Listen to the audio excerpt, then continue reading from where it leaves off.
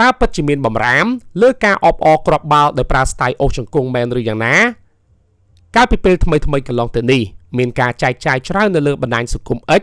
បានផ្អើលតគ្នាថាចាប់ពីឆ្នាំ2026តទៅក្រុមហ៊ុន Premier League ដែលគ្រប់គ្រងក្របខ័ណ្ឌបាល់ទាត់លីកកំពូលអង់គ្លេសបានដាក់បំរាមទៅលើការប្រើស្ទាយអបអរក្របបាល់តាមរយៈការបង្អុសជង្គង់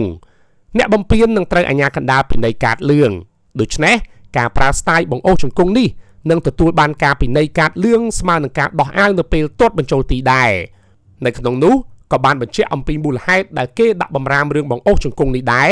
ព្រោះដើម្បីការពារកីឡាករពីការរងរបួសជាយថាហេតុដោយសារការមើលឃើញថាការបង្អុសជង្គង់នៅលើវាលស្មៅបែបនេះយូរទៅអាចធ្វើឲ្យកីឡាកររបួសជង្គង់